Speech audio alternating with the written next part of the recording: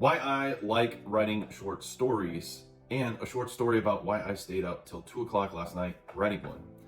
What's good, ladies and gentlemen? It's your boy here, Josh Coker, aka Josh Miss Prime, aka Josh Writes Sci-Fi, aka your friendly neighborhood writer man.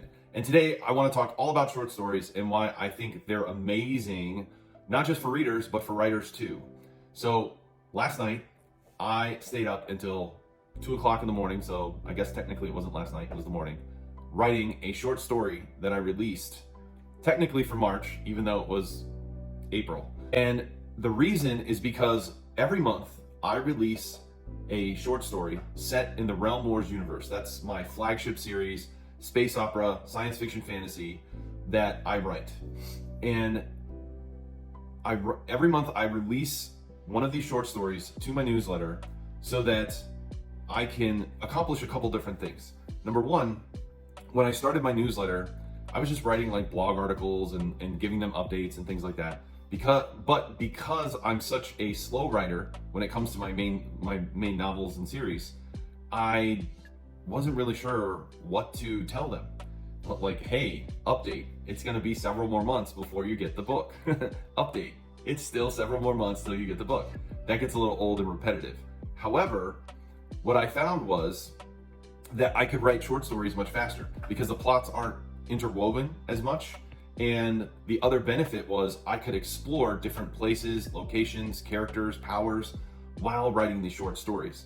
So I know many of my author friends out there at least are probably saying, Josh, if you're taking time out of the month to write these short stories, which by the way, they range anywhere from like say 2,000 words all the way up to 6,000 plus words, then where are you finding the time to write your novel? And here's what I would say. Number one, it actually doesn't take away from the novel as much as you might think. And in some ways it adds to it. And number two is because the short stories have nothing to do with each other or the novel, but they're just set in the same universe, they're very easy to spit out most of the time. And don't get it twisted, when I first started, I had only planned on doing one per quarter. But the first quarter that I started, I pumped out 3 really fast, very easy, and it didn't really take away any time from writing my novel. Let me say this, if it does take away time, at least for me, it would say around probably 15% slower than what I would have written. And the reason why I think that's negligible or I think that's allowable is because, again, this process also allows me to explore different areas of my story that I'm not quite clear on yet. And then when I go to write my novel, what ends up happening is things that I didn't know or wouldn't have known before, I now know. And so I can make off-reference comments about certain characters, certain artifacts, certain lore that exists and ties into those stories without having to go into great detail. And it adds a layer of complexity into the world that me as a science fiction fantasy reader, I have always loved other writers doing for me. And if I haven't mentioned this already before, by giving my newsletter subscribers a story every month, it allows them to stay engaged and reminds them that the story world is still out there.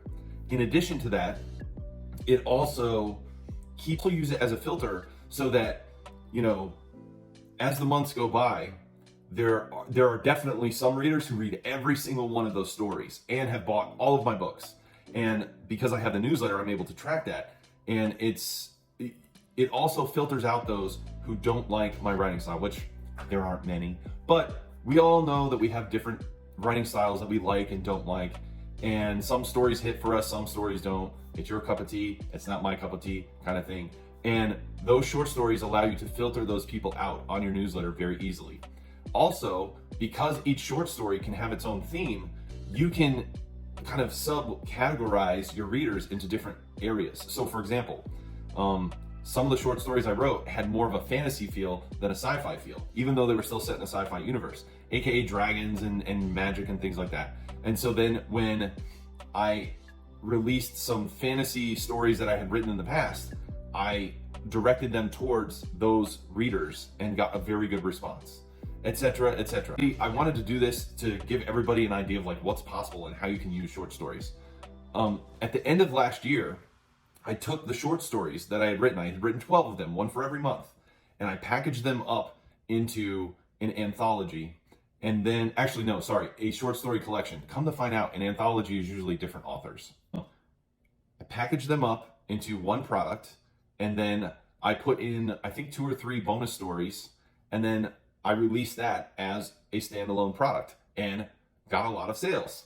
Go figure. And then what I did was I took those stories, and this is something I'm still working on. I've been kind of lazy, but then I took those stories and I put them into my Substack, like behind a paywall, so that unless somebody has purchased them, the way that they access them is by joining my Substack, which is like, I don't know, something, so I think it's like maybe $2 a month. Maybe, I don't know. It's something really low. It's not like I'm trying to, like squeeze all the money out of people. But my point is that now I have all these other products and things that I can use, in addition to using those stories as reader magnets themselves for other promos or whatever. Last year, when I wrote these short stories, I didn't really have a huge plan in place. Like I said, I was only going to do one a quarter.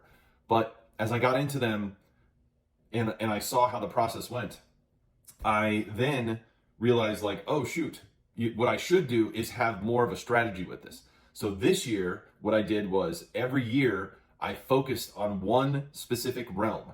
And by doing that realm, I focus on its strengths and its weaknesses. And then I can really hone in on some of the unexplored territory in my world. Now, not everybody's going to have 12 realms to explore in their own books, but you might have 12 characters or 12 locations or 12 different magic abilities, whatever the case might be, and you like kind of have an idea how they're going to work, but you're a little fuzzy. This would be a great way to explore them at a low cost, low stakes thing that you still get to share with your readers. There's a monthly deadline. It really focuses me and forces me to push things out. When I'm writing my novels, until I'm really close to releasing, I'm not as focused because I know there's still a lot of work ahead. And so until I'm really close to releasing that final draft, I don't have any kind of deadline set in place for my novels. I know it's probably going to take me about a year. But for these, because they're monthly deadlines and they get me to focus, they really bring out my creativity in a way that I wish I could harness for my novels, and maybe I will in the future. But anyways, it's a really great practice. And then just think about it like this. Even if you only released one story per quarter for your newsletter, over the course of 5 years, that is 20 different stories that you can then use for whatever you want. If you like what you heard, drop a damn like. If you want to know more about short stories or what my strategies are, go ahead and leave a comment in the comment section. And if you have any ideas on short stories of your own, any benefits that they have that I may have missed, go ahead and let us know. Until next time, keep writing the good write. This has been Josh Coker, aka Josh Writes Sci-Fi, your friendly neighborhood writer man. Take it easy.